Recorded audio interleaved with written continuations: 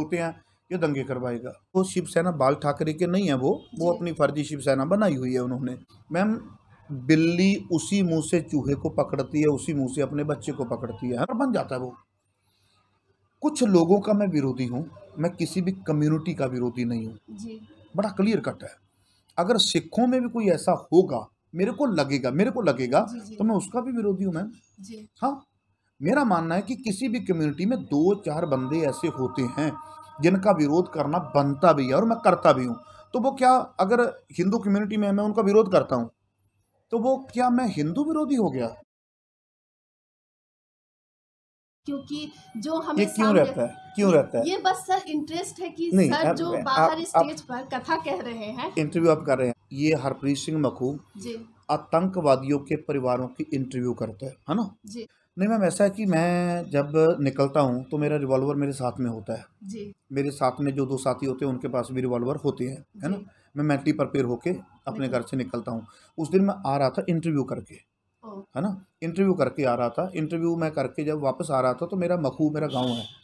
मैंने अपने एक साथी को वहाँ उतारा, तो मैं बोला कि मैं लुधियाना में जा रहा हूँ, क्योंकि वाइफ बच्चे लुधियाना रहते हैं। लुधियाना जा रहा हूँ तो रास्ते में कम से कम 20 किलोमीटर आगे, 17-20 किलोमीटर आगे एकदम एक गाड़ी आई आगे, तो उन्होंने फायर कर दिया। जब फायर किया तो मैंने भी अपना रिवॉल्वर हाथ में ले लिया। जब उनकी गोलियां चलती रही, 6-7 गोलियां हवा में चलाई, जब मैं नज़दीक आके वो मेरे सिर के ऊपर गोली मारने लगे तो उससे पहले मैंने अपनी गोली चला दी। जिनका काम दुकानदारी है, भी कोई ना कोई दंगा मीडिया में भी होते हैं मैम। उनका था एक सुधीर कुमार सूरी, उसका एक लड़के ने खून कर दिया, कुछ दिन पहले की बात है। पुलिस ने उसको अरेस्ट कर लिया। अरेस्ट करने के बाद वो लड़का मान गया कि मैंने खून किया, कानून ने अपना काम कर दिया। फिर मैं उसकी दुकान को जलाना, ठीक, उस लड़के की, उसकी वाइफ, उसकी बेटियों, उसकी बहनों को रेप की धमकी देना, तो मैंने सवाल खड़ा कर दिया कि भाई उस आदमी ने खून किया, वो मान रहा है भी मैंने किया, कानून अपनी सजा देगा, ठीक, और आप उसकी वाइफ को रेप की धमकियां दे रहे हैं। मेरे को ये बताइए ये किस किताब में लिखा हुआ है ना? वो आपको देखना कि आपने टूटना का यहाँ आगे बढ़ना। सो जिंदगी में कभी कभी जब टूटते हैं ना, तो मेरे को कई बार ऐसे लगता है, कई बार मैं बड़ा गिर जाता हूँ, अपने विरोधियों की तरफ से बहुत गिर जाता हूँ। मेरे ऊपर गोली भी चली है, 7 गोलियाँ चली मेरे ऊपर।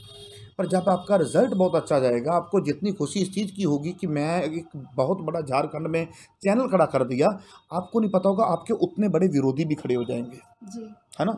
आपके करैक्टर के ऊपर भी बोलेंगे, आपके काम के ऊपर भी बोलेंगे, वो आपको दंगे की तरफ भी लेके जाएंगे। ये लड़कियां तो इससे ये बयान ले लिया, इससे ये ले लिया, ये झारखंड में आग लगा रही हैं, पता नहीं क्या क्या होगा ना। मैं अपनी आवाज़ बड़ी करना चाहता हूँ, आप मेरे को पिंजरे में कैद करना चाहते हो, जाने दो। इस बंदे के साथ क्यों, इसने गलत किया, इसने ये बयान दिया सिखों के खिलाफ, आप उसके पास क्यों बैठे?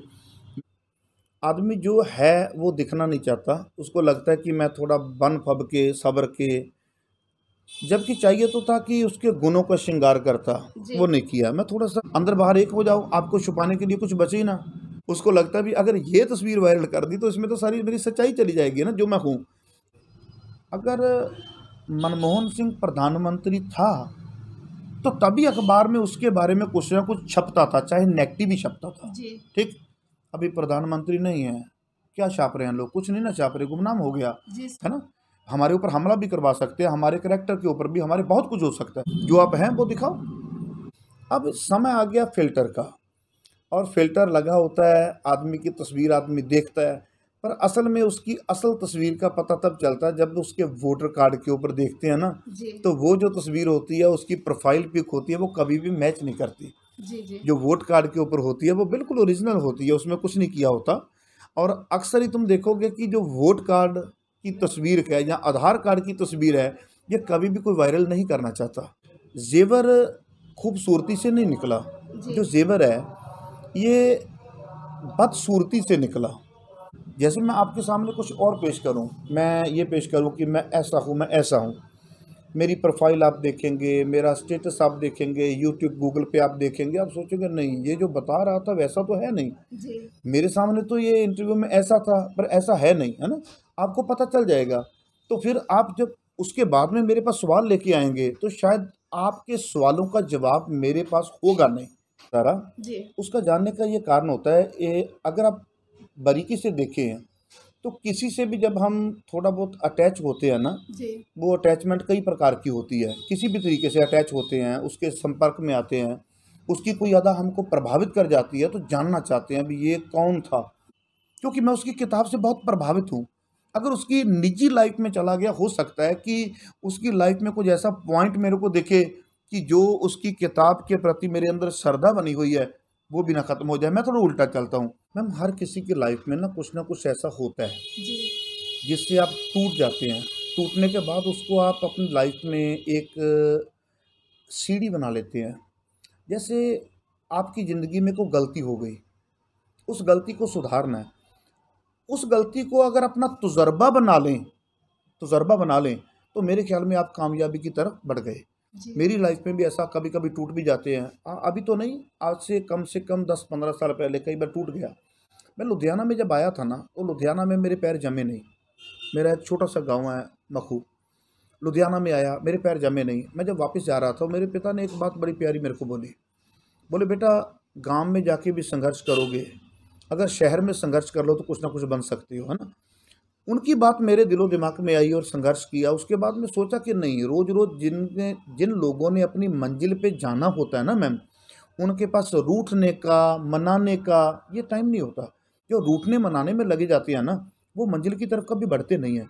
जो मंजिल आपने ठान ली मैं यहाँ पे जाना, तो वो पानी की तरह आपको दिन रात चलते रहना होगा, है ना? जिसने एक रात भूखे नहीं गुजारी उसको नहीं पता कि रोटी का मज़ा क्या है।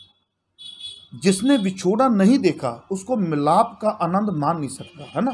इसलिए ये दिन आने चाहिए, हर किसी की ज़िंदगी में आने चाहिए, है ना। वो आपको मेंटली प्रिपेयर होना है कि मैं इस चीज़ का हल निकालना, इसको फेस करना, या टूट के घर में बैठ जाना, हाय मैंने तो इतनी मुश्किल से चैनल खड़ा किया, अब मेरे ऊपर अखबारों में आ गया। नहीं, ये आपके डिपेंड करता है कि आप टूटते हैं या आप निखरते हैं, है ना। अगर आप ये सोचेंगे कि मैं टूट के घर बैठ जाऊं, तो मेरे ख्याल में ये बहुत बड़ी बेवकूफ़ी होगी। आपको हर मेंटली प्रिपेयर होकर घर से निकलना होगा कि मेरे ऊपर हमला भी हो सकता है। जी अगर वो प्यार की बात भी करते हैं तो वो एक हकीकी प्यार की बात करते हैं, वो मिजाजी प्यार की बात वो नहीं करते। तो वो उस तरीके से सवाल करते हैं, उनके सवाल का रिप्लाई मेरे को देना पड़ता है ना। और रिप्लाई जब देता हूँ, वो किसी को ऐसा लगता है भी शायद किसी कम्युनिटी के अगेंस्ट है ये। जी हम किसी को बताते हैं कि तू मेरे साथ कैसे बात करनी है, जी जैसा हम अपना उसको पेशकारी देंगे तो वो वैसा ही हमारे साथ ट्रीट करने लग जाएगा। जैसे मेरे किसी दोस्त को पूछोगे भी हरप्रीत सिंह मखू कैसा, वो बोलेंगे बहुत अच्छा है। मेरे किसी विरोधी को पूछोगे कि हरप्रीत सिंह मखू कैसा है, वो बोले वो बहुत गंदा बंदा है ना। जी मेरे को तो पता ना मैं कैसा हूँ। सर, पंजाब में जैसा आपकी कोई छवि है कि माना जाता है कि आप बिल्कुल मसाला मटेरियल है, कि आप कुछ ऐसा दे देंगे ब्रेकिंग न्यूज जिससे कई मीडिया वालों का पेट पल रहा है। आपसे कुछ ऐसे सवाल जबरदस्ती के पूछे जाए जिसमें हार्ड शब्द रखा जाए, जिससे जो साइड आपका नहीं है मेरे ऊपर लगता है। एक बात बताओ, वैसे हम उनको आतंकवादी नहीं बोलते, जी है ना। हम पंजाबी में उनको बोलते हैं खाड़कू। जी मेरा मानना मैम ये है, आप भी मेरी बात को थोड़ा समझने का प्रयास कीजिए। एकदम से माँ के पेट से कोई भी आतंकवादी पैदा नहीं होता, जी सर है ना। हमारे को उसकी मानसिकता को पढ़ना चाहिए, इसमें कहीं हमारा दोस्त तो नहीं है। जी सो छोटी छोटी बातों मेरे साथ जुड़ जाती हैं। एक तो ये जुड़ गया, दूसरा मैम देखो, मानव अधिकार की बात मैं बोलता हूँ कि अगर हिंदू भाई भी, जी अगर मुस्लिम भाई भी, जी अगर क्रिश्चियन भाई, बोधी, जैनी से कोई भी उसको सजा हो गई, उसने सजा पूरी कर ली, तो उसके बाद में एक प्रोसेस के तहत उसको छोड़ देना चाहिए। मानो मैंने खून कर दिया, ठीक, मेरे को होगी 20 साल की सज़ा, 302 मेरे ऊपर लग गई, मेरे को होगी 20 साल की सज़ा। हो सकता है उसकी बहन के साथ रेप हुआ हो और उसने थाने के चक्कर लगाए हों, उसने नेताओं के चक्कर लगाए हों। जब उसको जलील किया गया, उसने सोचा कि कोई बात नहीं, अब इंसाफ तो मैं लेके रहूँगा। ये देखो जी, आतंकवादियों के परिवारों की इंटरव्यू करता है, कभी उसको पढ़ने का प्रयास किया मैम? आज मनोविज्ञान कहाँ है? मनोविज्ञान भी चाहिए ना। जी जितनी देर तक आपके पास मनोविज्ञान नहीं है, आप उतनी देर तक किसी की इंटरव्यू भी नहीं कर पाएंगे। एक आतंकवादियों से डिबेट करते हैं, उनकी बातें लेते हैं। एक लेकिन मैं आपकी बात रोकता हूँ। मेरे ऊपर सबसे बड़ा लगता है कि ये जेल में जो सिख कैदी हैं उनकी बात करता है। एक धर्म के ऊपर खतरा मंडरा रहा है, उनके जनेऊ और तिलक उतारे जा रहे हैं और गुरु तेग बहादुर महाराज कहते हैं कि नहीं, मैं आपकी आवाज़ बनूंगा। मैं एक दिन कनाडा से आया तो मेरे को उसके बाद में यूरोप में जाना था, मेरे पास 10-12-15 घंटे का टाइम होगा। मैंने सोचा भी चलो एयरपोर्ट पे टहल लेते हैं थोड़ा, उसके बाद में मेरी फ़्लाइट है तो मैं यूरोप को चला जाऊंगा। वहाँ पे बैठे बैठे लिखा हुआ था इंदिरा गांधी इंटरनेशनल एयरपोर्ट। मेरे को कोई दिक्कत नहीं है, बात को समझिए। मैंने सोचा भी यार कितना अच्छा हो अगर इस एयरपोर्ट का नाम गुरु तेग बहादुर जी के नाम पे हो तो लोग बाहर से आएंगे, वो पूछेंगे गुरु तेग बहादुर जी कौन है, तो बताएंगे कि एक धर्म के लोगों के ऊपर खतरा मंडरा रहा था और गुरु तेग बहादुर पातशाह महाराज उनको बोलते हैं कि नहीं भाई, आपकी धार्मिक आज़ादी है, आपकी धार्मिक आज़ादी है, अपने पर्व मनाने, अपने धार्मिक ग्रंथों को पढ़ना, अपना जो भी तिलक जनेऊ है आप अपनी पूजा करनी, वो आपका धार्मिक आज़ादी है। एयरपोर्ट का नाम गुरु तेग बहादुर जी के नाम पे होना चाहिए। तो मैंने बाहर, मेरे को तो याद में भी नहीं अभी इतना बड़ा बवाल बन जाएगा। मैं बाहर खड़ा और बाहर खड़ के मैंने अपने आप वीडियो बना ली, वीडियो बना के मैंने अपलोड कर दी। अपलोड के बाद मेरे को नींद आई थी, मैं सो गया। जब उठ के देखा तो भरा पड़ा पूरे मीडिया ने, ये देखो जी ये कह रहा है कि इंदिरा गांधी एयरपोर्ट का नाम चेंज कर देना चाहिए, गुरु तेग बहादुर जी के नाम पे होना चाहिए, इसकी सोच ऐसी है, ये देश विरोधी। अरे इसमें देश विरोधी क्या हो गया? एग्जाम, मेरा लॉजिक तो देखो ना, मेरा लॉजिक क्या है ना?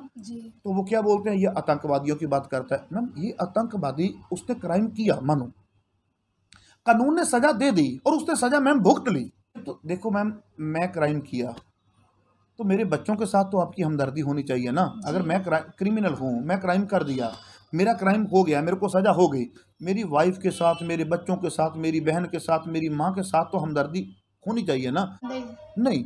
क्या वो हिंदू धर्म के बहुत बड़े नेता हैं कि किसी ने उनको चुन लिया और तो मेरे को ऐसा बोल दिया जाता है कि ये विरोधी है? तो मेरे को थोड़ा दूसरे, अरे उनके घर में मौत हो गई और तुम छोटी छोटी बातों में पड़े। छोटी बात नहीं है मैम, है ना? तो मेरा मानना, थोड़ा मैं अपने एंगल से सोचता हूँ। उस वक्त में ये परवाह नहीं करता कि लोग मेरे को क्या कहेंगे, लोग मेरे प्रति क्या सोचते हैं। मेरा मानना है कि यार मैं लॉजिकली बात कर रहा हूँ ना, मेरे साथ लॉजिक पे बात कर लो, मैं तैयार हूँ। पर अगर मेरे को हिंदू विरोधी बनाना है तो आपकी सोच में है, मुसलमान विरोधी बनाना आपकी सोच में, मेरे को क्या हक है? उसकी धार्मिक आज़ादी है मैम। तो वो अगर पंजाब में काम करने के लिए आए तो वो अपने पर्व साथ में लेके आए, अपना सभ्याचार साथ में लेके आए, अपनी भाषा साथ में लेके आए, अपना पहरावा साथ में लेके आए। क्या ऑब्जेक्शन है? अगर सिख का पहरावा, सिख के ऊपर पगड़ी है तो झारखंड वासियों को परेशानी नहीं है, तो पंजाब वालों को फिर परेशानी क्यों, है ना?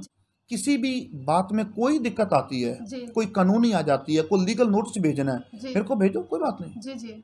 मैं अपने मेंटली प्रिपेयर हूँ, क्योंकि मैं बोला हूँ ना, खुद बोला हूँ, यही दिक्कत है। सर जैसे कि कुछ लोग तो आपको हिंदू विरोधी मानते हैं जी, उन्होंने देख लिया होता है कि ये आदमी यार ऐसा नहीं है जैसा लोग बोल रहे हैं जी। अपनी आंखों से देखो। जैसे मेरे को कई दोस्त बोलते हैं, मक्खू जी आप इस इंसान के साथ मत बैठो, इसको गाड़ी में मत बैठाओ, ये अच्छा नहीं है। तो मैं, आपके मॉम, आपके डैड या आपका परिवार आपको पता क्या बोलेगा?